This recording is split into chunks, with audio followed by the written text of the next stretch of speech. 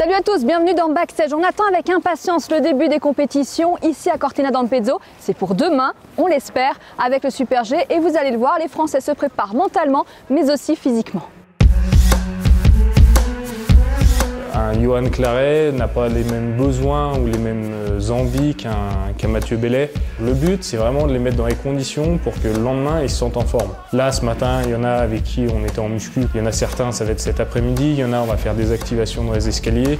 Il y en a qui, au contraire, vont juste chercher à se calmer parce qu'ils sont très stressés et que les activer, ça va encore plus les stresser. Et avoir un physique, si le mental n'y suit pas le jour de la course, on n'optimise pas à fond, quoi. Et en dehors du physique, il y a aussi le côté mental. Faire en sorte que faire quelque chose de ludique, quelque chose qui leur plaise.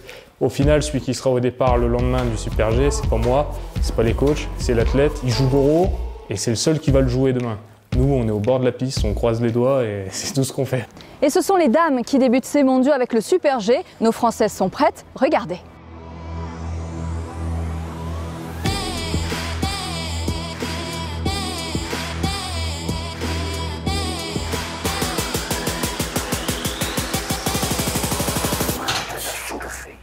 Du froid et du soleil, c'est au programme de demain et en prévision, la piste d'échauffement a été arrosée. Toutes les nations ont prêté main forte, regardez. On renforce l'organisation qui a des priorités. Les priorités, c'est de préparer les pistes de course au mieux. Donc ils ont tout leur staff dessus. Là, ils sont en train d'arroser, je pense, une partie du Super G Homme. Et comme ils vont avoir beaucoup de travail dans la prochaine semaine sur les épreuves techniques, je pense que c'est important qu'on leur donne un coup de main. Allez, on est parti. Donc le menu du jour, l'entrée, c'est on fait passer les machines, elles cassent la neige, elles cassent sa croûte, elles relèvent la neige, elles aèrent la neige. On laisse la piste ouverte, s'aérer. Le plat de résistance, c'est on vient avec les tuyaux et on arrose toute la largeur de la piste. Le final, c'est la machine revient derrière et elle fraise tout doucement. Et puis après, Madame Météo fait le travail, normalement. Ça doit s'éclaircir cette nuit. Les températures vont baisser et on va avoir une surface dure, voire glacée. C'est important aussi pour la sécurité des athlètes d'avoir une piste dure, régulière et on essaye de se rapprocher au plus de ce qu'on va trouver pour la course. La vitesse, une discipline impressionnante aussi bien pour les hommes que pour les dames et c'est un passionné qui nous en parle en la personne de Marco Viallet. On dit que la descente c'est la discipline reine, tu es d'accord avec ça ou pas? Absolument oui. Sans aucun doute. Non, sans aucun doute. Si on regarde chez les garçons, par exemple, il y a des pistes qui sont des pistes que déjà arriver en bas, c'est un succès.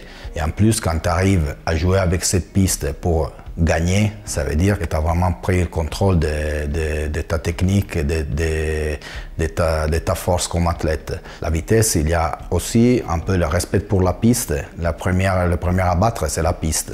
Et après, on regarde les autres, ce qu'ils ont fait. Le rôle du coach, c'est quoi? Il doit être à côté d'un athlète pour, année après année, se rendre toujours moins importante pour la carrière de l'athlète. Ça veut dire donner à l'athlète les repères techniques, autocritiques, d'auto-évaluation pour arriver à former un athlète indépendant. Ça, c'est pour moi mon goal.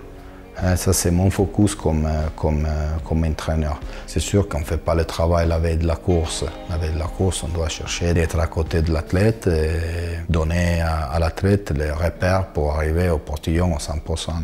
À la veille d'un championnat du monde, la seule chose qui pour moi c'est vraiment important, c'est d'avoir au portillon des athlètes qui ne sont jamais superficiels dans ce qu'ils sont en train de faire. Tu as toujours des mots très particuliers la veille des courses et pendant les réunions. Tu les prépares ou pas? Oui, absolument. Ça, c'est un côté que pour moi, c'est quand même important. Le fait de dire « on est avec vous », ça veut dire de deux côtés. On est avec vous si on fait des fautes, on est avec vous si vous performez. Ce n'est pas pour rajouter une responsabilité aux athlètes. On parle beaucoup des émotions des athlètes, on ne parle pas de celles des coachs. Je suis une supporter. Je suis un supporter. Je suis comme mon père qui regardait les courses ou le match de football, qui était toujours de la Juventus, et la Juventus elle pouvait perdre ou gagner, mais le jour après, elle continuait à rester avec la Juventus. Merci beaucoup Marco. Merci à vous. Comment on dit in bocca al lupo ou on dit forza? In bocca al lupo et viva il lupo, il faut dire. Parfait, merci. À toi. Hier soir, nous nous sommes glissés dans la chambre de Tiffany Gauthier et de Laura Gaucher. Regardez. Salut. Et coucou. Et coucou. Salut les filles. Bienvenue, bienvenue. Depuis quand vous êtes en chambre ensemble? Ça fait 1 an. Et bah Laura est une accro des huiles essentielles. La Tiff, elle a pas trop de tics. Moi je suis pas Equini, hein. Désolée Mathieu, mais moi je suis plus Zara Home, tu vois. Pas très sexy, hein. Pour être confortable. Ouais. En même temps, je dors avec Tiffany. Donc...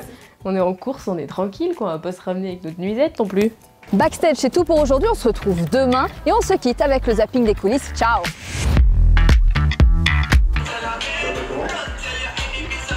Manuel Feller. C'est cinéma pour sportifs. Raté. Ça fait du bien. Ah oui, oui.